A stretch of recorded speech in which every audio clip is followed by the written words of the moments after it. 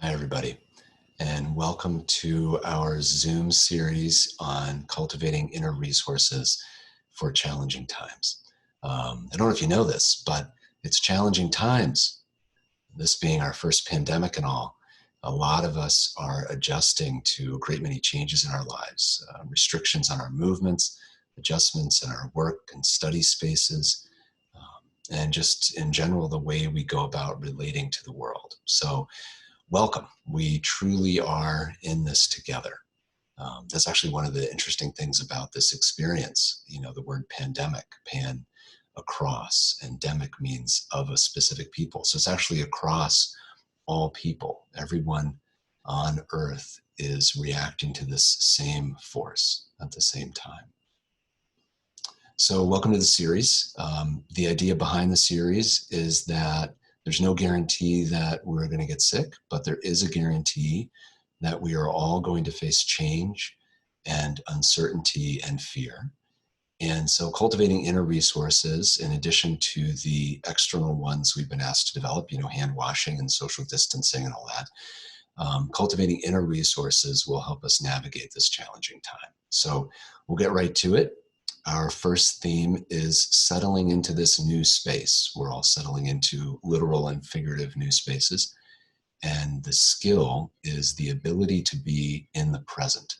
So I'm going to be using poetry to help us settle into the skills. And the reason for that is that poetry speaks a metaphorical language. And even a poem written years and years ago about some other challenge can help us learn something about how to face this challenge that's in front of us right now. So when I read these poems, just allow yourself to settle into the space, to be here. Let the words settle in whatever ways they need to in you. And afterwards, I'll offer some reflections and leave you with a question to ponder for the rest of the day. So the theme for today is settling into this new space. We are in what I've been calling settling into the settling of this time. We are slowly settling into all the adjustments that we're making in our lives. And the poem that came to mind was Pablo Neruda's Keeping Quiet. So I'll read that for you now. Now we will count to 12. And we will all keep still for once on the face of the earth. Let's not speak in any language. Let's stop for a second and not move our arms so much. It would be an exotic moment without rush, without engines. We would all be together in a sudden strangeness.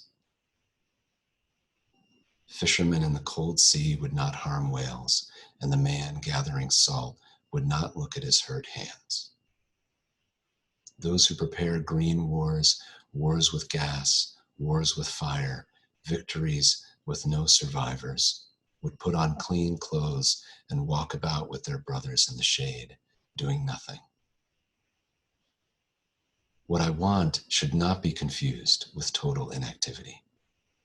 Life is what it's about.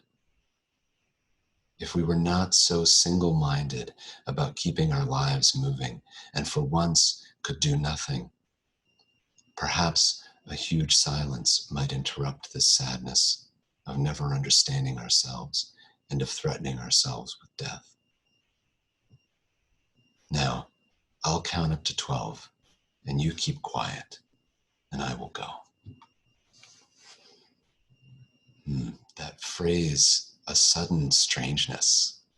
Here we are together in this sudden strangeness. And what I want to encourage you to do is to pay attention to what is emerging in that strangeness, because now is a time when we can learn a lot about ourselves. You know, usually, the noise of society distracts us from ourselves. It's easy to get caught up in all of that.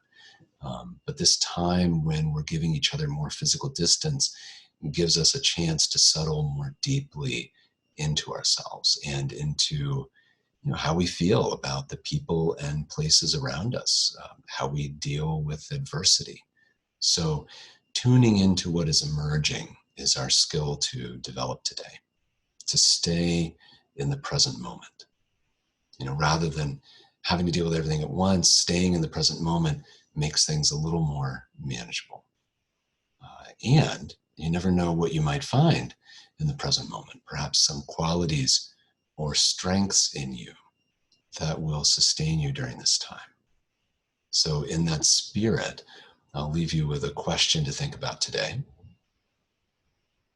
Identify one quality that you were born with, that no one gave you, and that no one can take away. How can this quality help you through this time?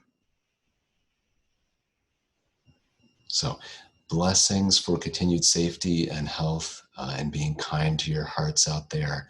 Have a great rest of the day, and you can tune in tomorrow for the next in our series, and the theme will be opening to our hearts. I'll see you then.